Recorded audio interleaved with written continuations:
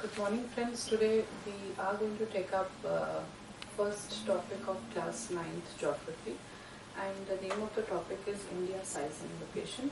So, as far as the facts and the figures are concerned, let's explore something more about India, and let's understand few concepts like there are number of reasons and a number of logics behind, a number of concepts behind the geographical facts that we are able to see it on the surface of the earth.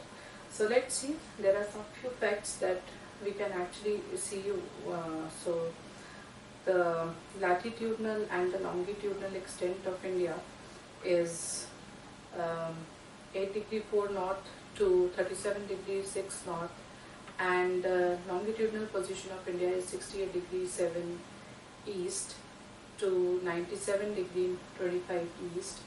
Then Tropic of Cancer passes through India and it almost divides the India into two equal parts. And then entire location of India is actually, it is lying towards the northern hemisphere, specifically in the northern hemisphere. Then to the southeast and the southwest of the mainland, we have our islands located, that is Andaman Nicobar Islands and the Lakshadweep Islands. And we have a total area of 3.28 million square kilometers. And India's total area is actually, as far as the total geographical area of, if you are going to see as in comparison to the entire world, we have a share of 2.4%. And then India is the 7th largest country in the world, and the land boundary of India is 15,200 kilometers, and we have a huge coastline, and obviously we have a lot of benefits of the coastline.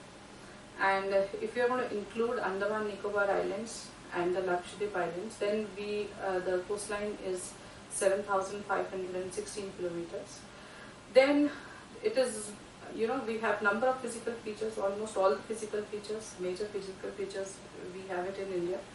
Let's talk about the Himalayas. We are having the Himalayas are located towards the north of India, and then they act as a great barrier from the European countries and other countries, Asian countries. And then the latitudinal and the longitudinal extent, the main, if you want to see, almost the variation of degrees as far as the latitudes and longitudes are concerned, they are about 30 degrees. So these are some of the facts regarding the location of India and the size of India. Now, if you want to see, we have taken standard meridian as 82 degree 30 east as the standard meridian of India. So whatever time is there on to the 82 degree 30 degree east, 30 minutes east, so that time is being considered as the standard time for entire India. And now let's understand why we have selected this, but for that we need to go back. Let's see, what is the reason we have considered 82 degree 30 east as the standard meridian. So, but before understanding that, we should be knowing the importance of latitudes and longitudes, why there is a need to study latitudes and why there is a need to study longitudes. Because these are the imaginary lines, they do not exist actually onto the surface of the earth. They have been imagined by us, and obviously they have some purpose behind that. Now let's understand what is the purpose of having latitudes and what is the purpose of having longitudes. Now latitudes, what are latitudes? Latitudes are the reference lines, the lines which run throughout the globe horizontally, and they make complete circles. Then they run parallel to each other, and they are total 180 in number, and they are actually used to judge the climate of a place. And if we get to know a latitudinal position of any particular country, we can actually, by locating the latitudes, we can actually judge what are the climatic conditions, what is the amount of solar radiation received by that particular area. So this is the purpose of latitudes. Now let's see why we have thought of longitudes on the surface of the earth. Now these are the reference lines which run vertically, and they run throughout the globe, and they are semicircular. They are not parallel to each other, and they are 360 in number, and they are used to calculate time of a place. So the purpose of having longitudes on the surface of the earth is to calculate time. Now this is the position of 82 degree 30 east, that is the standard meridian of India. We can actually see it on the map, and we can also see the longitudinal extent of India. Now we can see that 68 degree 7 minutes east to 97 degree 25 minutes east. So this is the longitudinal extent of India, and approximately we have 29 longitudes running throughout the India. So if now 29 longitude means we have 29 local time throughout the India, because on every particular longitude there is a variation in the timings, and that variation is 4 minutes. So we have selected 82 degree 30 east, and we have considered it as a standard meridian of India. It almost divides the India into two parts, and so whatever timing is there on 82 degree 30 east, that is considered as the standard time for entire India.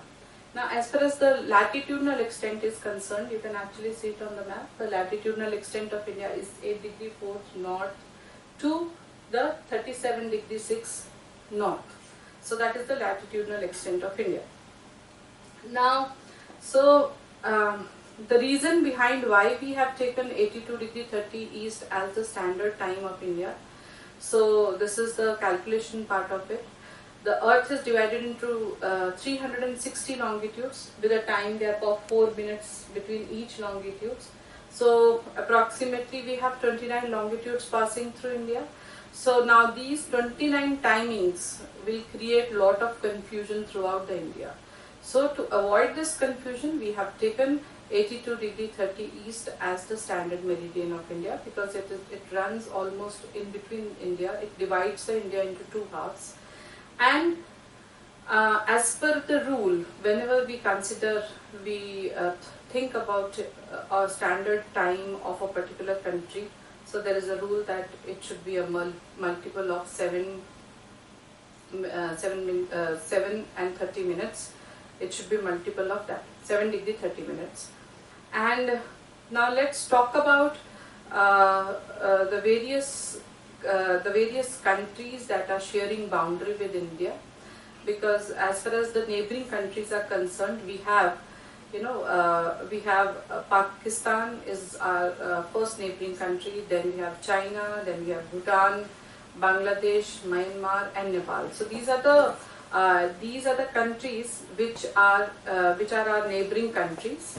So now let's see which all states are sharing boundaries with these countries. If you are going to talk about Pakistan, so Pakistan, now the states that are sharing boundary with Pakistan are Gujarat, Rajasthan, Punjab and that is Jammu and Kashmir. Now let's see it on the map. We are clearly able to see, along with the Pakistan, we have Jammu and Kashmir, Punjab, Rajasthan and Gujarat. And if we talk about China, the states that are sharing boundary with China they are Jammu and Kashmir, Himachal Pradesh, Uttarakhand, Sikkim and Arunachal Pradesh. So these are the states that are sharing boundaries with the China. Now let's see, the next is Bhutan. Now let's see what are the different states of India that are sharing boundary with Bhutan. Now the states that are sharing boundary with Bhutan are Sikkim, Arunachal Pradesh, then West Bengal and Assam. So these are the states that are sharing boundaries with the Bhutan. Now the next neighboring country of India is Bangladesh. Similarly, the states that are sharing boundaries with Bangladesh are West Bengal, Meghalaya, Tripura, Mizoram, Assam. And then next is Myanmar. We have Mizoram, Manipur, Nagaland, Arunachal Pradesh. They are sharing boundaries with Myanmar. And then with Nepal, we have the states that they share boundary with Nepal are Uttarakhand, UP, Bihar, Sikkim and West Bengal. So we can actually see that number of states of India, they are sharing boundaries with the neighboring countries of India. And so technically the boundary that we are sharing with the neighboring countries, we have a huge future of trading. And since the tradition, since very long, if we are going to see historically, India has been a major hub of trading. So people have been coming around around the world to trade with India, and India is having a strategic location as far as it is concerned in Asia, and it is having an ocean named after India, that is Indian Ocean. So we have a huge coastline. Along with that, we have a huge boundary line in which we are sharing boundaries with the neighboring countries, and that is how strategically it is having a very important location. And that is how, so trading has been one of the major activity since very long. Now the next topic of the chapter that we are going to take is why is the difference between the duration of day and night hardly felt in Kanyakumari but not so in Kashmir. Now let's see, the question is asking that there is a variation in the duration of day and night. Now why this duration of day and night is different at the different places. Suppose if we are talking, for an example, if we take an example of Kanyakumari, because Kanyakumari is the southernmost point of India, so if we are going to talk about the duration of day and night in Kanyakumari, it is almost same. That means the duration of day is almost same to the duration of night. Now, and as we keep on moving away from the equator, that means if we move towards the northern hemisphere, if you are going to see, if you talk about the duration of day and night in Madhya Pradesh, and if you are going to compare the duration of day and night in Jammu and Kashmir, there is variation in the day of night. Now we are going to look for the reason why this duration of day and night differ. What is the reason behind that? Now it can be explained very well with the help of a diagram.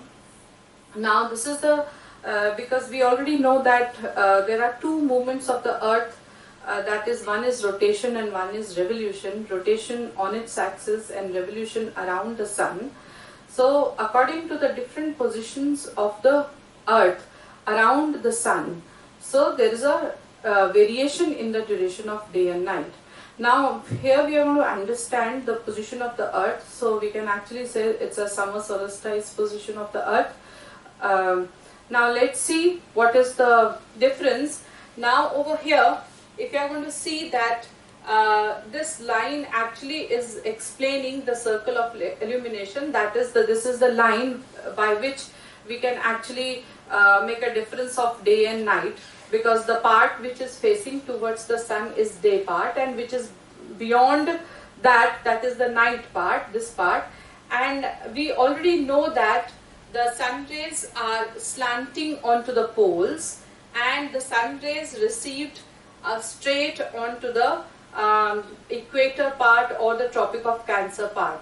Now the straight sun rays are able to give more heat, more temperature conditions onto the equator and onto the Tropic of Cancer. If you are going to see, the sun rays are falling straight onto the Tropic of Cancer, so we are able to see the day, more of the Tropic of Cancer part is actually falling into the day, and the less of the Tropic of Cancer is falling into the night part.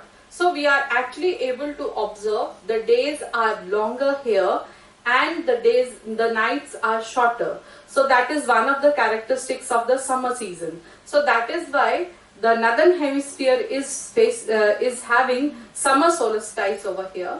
And if you want to talk about the equator, half of the equator is into the day portion and half of the equator is into the night portion. So we can actually see it's a 12 hours day here and 12 hours night. So the days are equal, the duration of day and night is equal at the equator. Now let's talk about the southern hemisphere. In the southern hemisphere, we are able to see that the Tropic of Capricorn, that is the next latitude, that is 23.5 degree in the south. It is actually the Tropic of Cancer. The less part of the Tropic of Cancer is into the day portion, and the more of the Tropic of Cancer is into the night portion. So we are able to observe the days are shorter and the nights are longer in the southern hemisphere.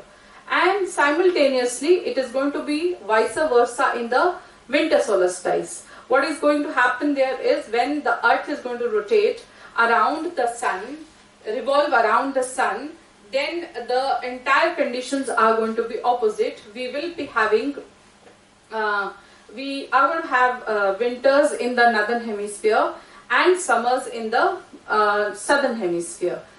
And by this we are able to understand why there is a difference in the duration of day and night, why it does not remain same at every location on the surface of the earth. So here by this we can understand, and we already know that Kanyakumari is near to the equator, so the duration of days and the duration of night is almost equal, because Kanyakumari lies very near to the equator. And as we keep on moving towards the north to the northern states of India, the duration of day and night varies according to the season, according to the location, according to the location of the earth around the sun.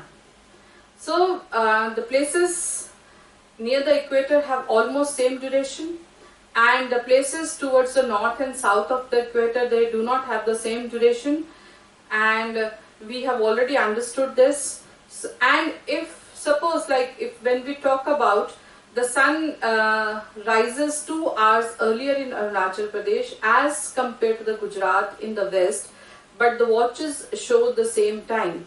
How does this happen? Now, what is the reason behind that? That sun rises in Arunachal Pradesh first, and then after 2 hours in the Gujarat. Now, we already know that the direction of the rotation of the earth is from west to east. So, since Arunachal Pradesh is lying on the eastern side, so the sun rises first there and then later on in Gujarat. So the time of a place is decided by the longitudes, we already know, because already we have 29 longitudes that are passing through India, and around 29 longitudes, each longitude stands for 4 minutes, and that is how we are, so there is a total time gap of 120 minutes, or we can say 2 hours from the easternmost to the westernmost point of India. And so the sun rises 2 hours earlier in the Arunachal Pradesh, so we are able to experience the sunrise earlier in Arunachal Pradesh and then later on in the Gujarat. So 29 different longitudes, 29 times. So, and again we can say that, you know, and to avoid the confusion of the timings, so we have selected one standard meridian, and the longitudinal value of the standard meridian is 82 degree 30 east, and the whatever timing is there on 82 degree 30 east, that is taken as the standard time, and it is being followed by it is being followed by everywhere in entire India. So that is the main reason why we have taken the standard meridian as the 82 degree 30 east, and why there is a, you know, why the sun rises earlier in the Gujarat and in the Arunachal Pradesh and then in Gujarat. Now we are able to see these are the number of states from where the Tropic of Cancer is actually passing through. So we are able to see Gujarat, Rajasthan, Madhya Pradesh, Chhattisgarh, Bihar, then West Bengal. So entire states which are from where the Tropic of Cancer is passing through. Now on this map we can actually see the neighboring countries, those who are sharing boundaries with us, and so that is what we are going to talk about, these topics in this chapter. Thank you.